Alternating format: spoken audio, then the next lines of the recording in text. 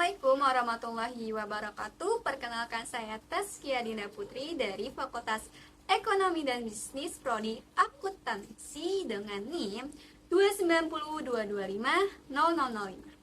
Di sini saya akan bahas materi mengenai tujuan pendidikan kewarganegaraan di perguruan tinggi serta peranan mahasiswa atau generasi muda dalam mengisi kemerdekaan Indonesia untuk memenuhi ujian tengah semester mata kuliah pendidikan kewarganegaraan dengan dosen pengampu Ibu Ari Widya Stuti, MPD. Pertama-tama kita akan membahas mengenai sebenarnya apa sih tujuan pendidikan kewarganegaraan bagi mahasiswa. Tujuan pendidikan kewarganegaraan bagi mahasiswa telah diatur oleh Direktorat Jenderal Pendidikan Tinggi atau biasa kita kenal dengan Dirjen Dikti. Landasan untuk hal tersebut diambil melalui Keputusan Dirjen Dikti nomor 267/Dikti/2000 yang mencakup 3 poin tujuan utama dari pendidikan kewarganegaraan. Yang pertama adalah agar mahasiswa mempunyai kemampuan yang memahami dan juga melaksanakan hak dan kewajiban secara jujur, santun, serta demokratis, serta ikhlas sebagaimana warga negara Indonesia yang telah terdidik dan bertanggung jawab.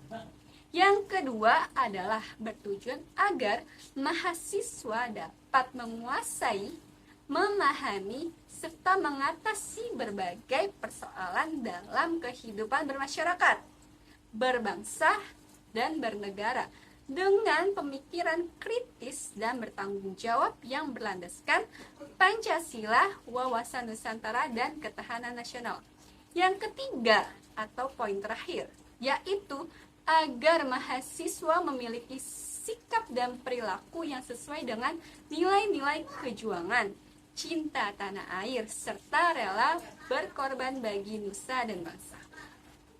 Jadi bisa disimpulkan nih bahwa tujuan dari adanya pendidikan kewarganegaraan di perguruan tinggi adalah untuk meningkatkan wawasan dan watak kebangsaan, kesadaran bernegara, serta memiliki cara berpikir, sikap, dan perilaku yang sesuai dengan nilai-nilai Pancasila dan Undang-Undang 1945 dalam bingkai keindonesiaan. Lalu, dengan adanya pengajaran mengenai pendidikan kewarganegaraan juga dapat menciptakan mahasiswa generasi penerus yang sadar dan memahami akan hak dan kewajibannya sebagai warga negara dan membekali pengetahuan dan kemampuan dasar berkenaan dengan hubungan antara warga negara dengan negara serta memupuk kesadaran bela negara. Dengan begitu, maka akan terbentuk generasi yang cerdas dan warga negara yang baik dalam menaati peraturan yang berlaku di suatu negara tersebut. Berikutnya adalah peranan mahasiswa atau generasi muda dalam mengisi kemerdekaan Republik Indonesia. Di sini saya ada 8 poin mengenai peranan mahasiswa dalam mengisi kemerdekaan RI. Pertama kita akan bahas mengenai peranan mahasiswa yaitu sebagai pelajar. Pelajar berarti kita harus belajar dengan giat. Setelah meraih kemerdekaan, akses pendidikan berangsur-angsur dimudahkan bagi rakyat Indonesia.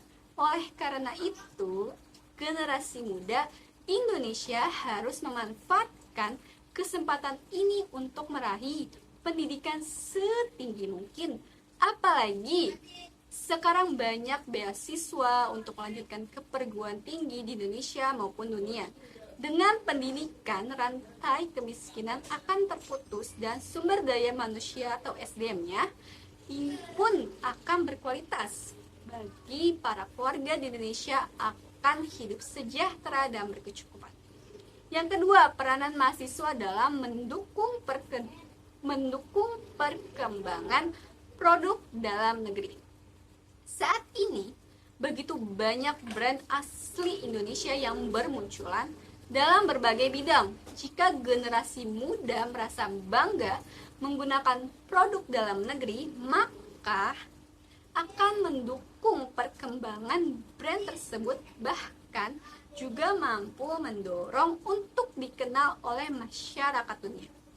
Yang ketiga adalah sebagai mahasiswa kita harus saling menghormati dan berbagi, menerapkan prinsip setara bersaudara dan saling berbagi satu sama lain.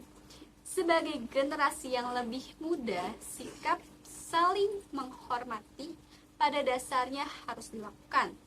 Karena bagaimanapun Indonesia adalah negara yang terdiri dari berbagai suku, ras, dan agama yang berbeda-beda.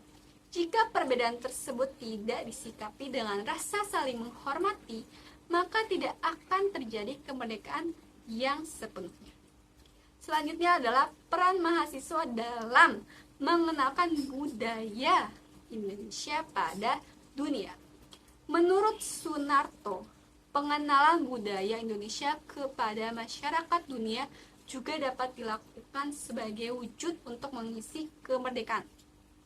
Karena budaya itu sendiri menjadi bagian penting dan tidak bisa dilepaskan dari nama suatu negara.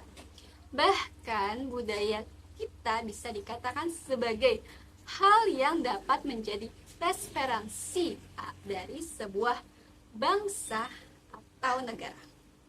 Yang selanjutnya adalah peran mahasiswa itu mengabdi kepada masyarakat. Terlibat dalam kegiatan sosial dan pelayanan masyarakat juga merupakan salah satu cara yang kini banyak dilakukan oleh para pemuda. Kegiatan pengabdian ke masyarakat biasanya dilakukan untuk meningkatkan taraf kehidupan masyarakat di daerah pedalaman. Misalnya pemberian cek kesehatan, pengobatan, dan mengajar anak-anak di daerah tersebut. Dengan kegiatan ini, maka akan memberikan manfaat kepada sesamanya. Yang selanjutnya adalah peran sebagai mahasiswa, kita harus saling toleransi kepada sesama.